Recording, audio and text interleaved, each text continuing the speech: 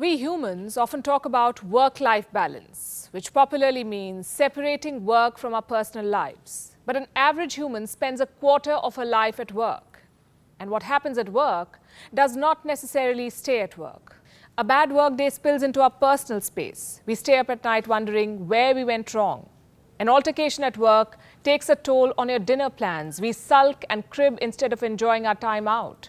A stern email from the boss spoils our weekend. We replay its words in our head over and over again.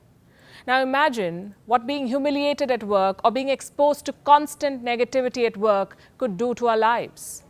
Hello and welcome to Gravitas Plus. I'm Palki Sharma Upadhyay. Over the years, you and I have gone the extra mile to flush toxicity out of our lives. We exercise, we eat clean, so that our bodies can be free of toxic chemicals.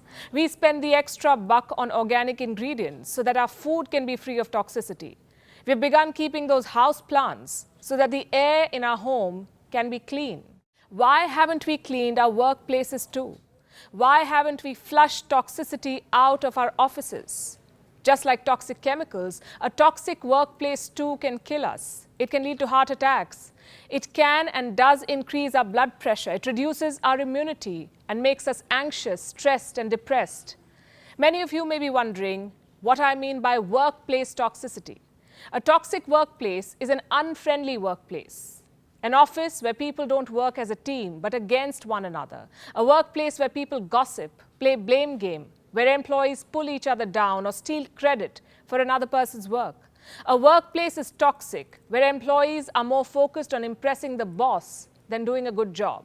A workplace is toxic, where employees fight.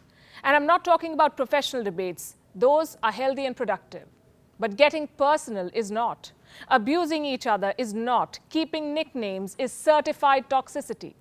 A workplace is toxic where there is groupism, favoritism, nepotism, also a culture of overworking.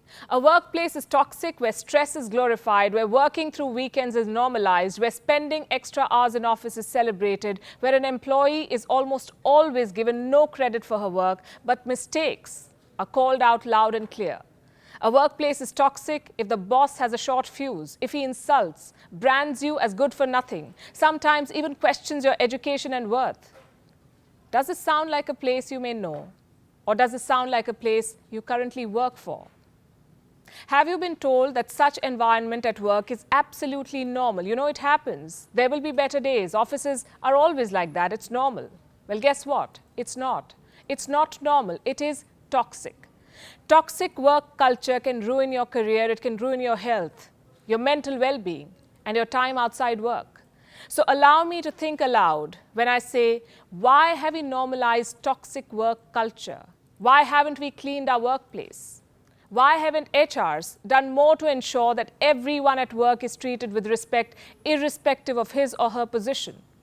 Studies say an organization is as much responsible for toxic work culture as its employees. Experts believe negativity at work flows from the top. If the boss is toxic, his subordinates are likely to follow suit.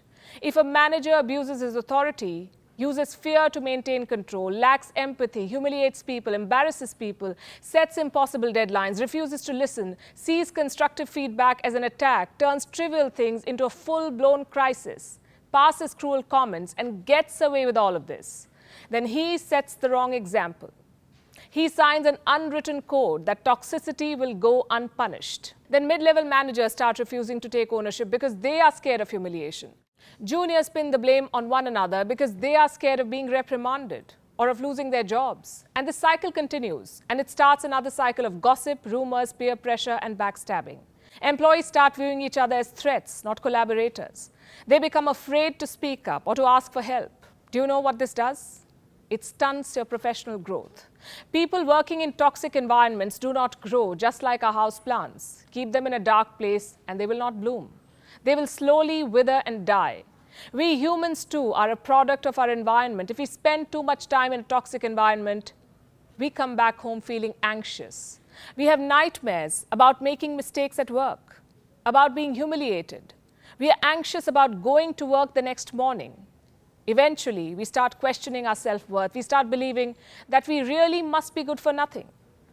A toxic work culture does all of this to you.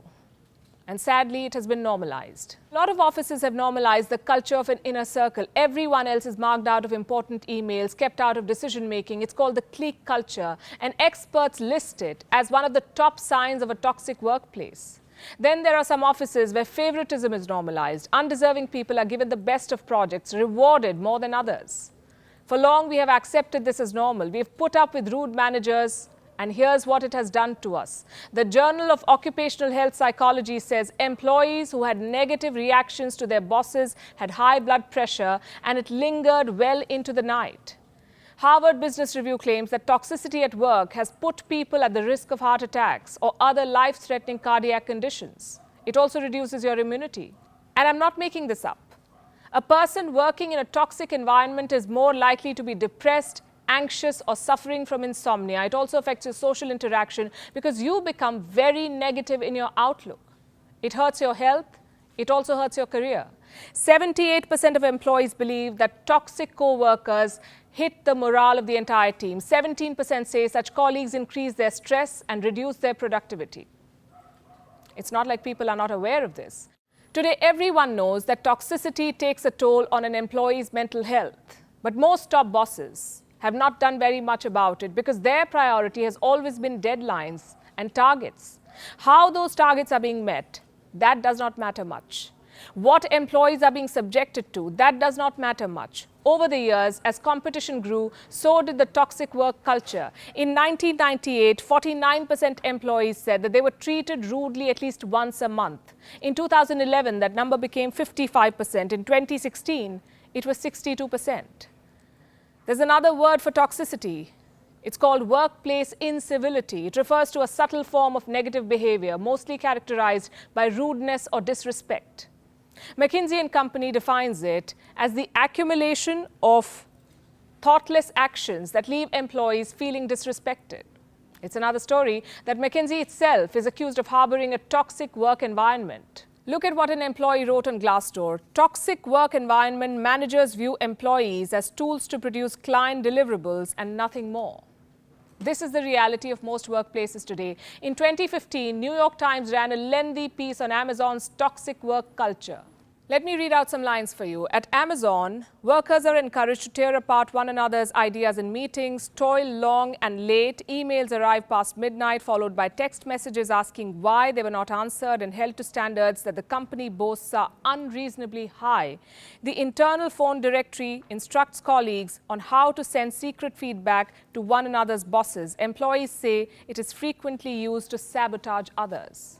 Today, 75% of employees say that their work manager is the worst part of their day. 65% of American employees would rather have a new boss than a raise.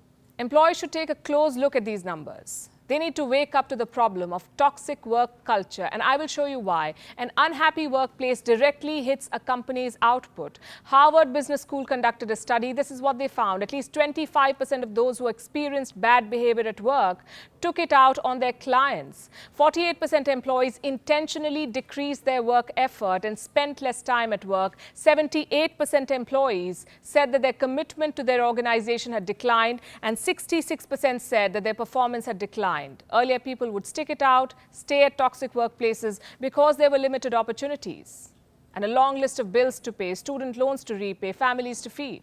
Today, there are more vacancies than applicants. People are quitting their jobs more than ever before. I've spoken to you about the Great Resignation.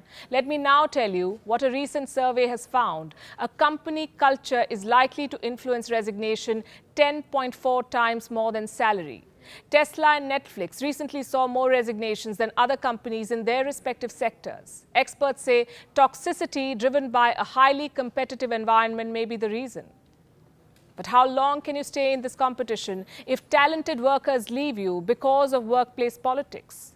The net output will fall. And as attrition rises, the company's reputation will also fall. I know a lot of companies are doing their bit to maintain a friendly environment. They're conducting internal surveys, taking feedbacks. But are these initiatives truly free of judgment and bias? Weeding out workplace toxicity needs to be coded into HR policy. As we enter the annual drill of reviews and appraisals, companies must remember that getting rid of toxicity is only as important as counting punch-ins and punch-outs.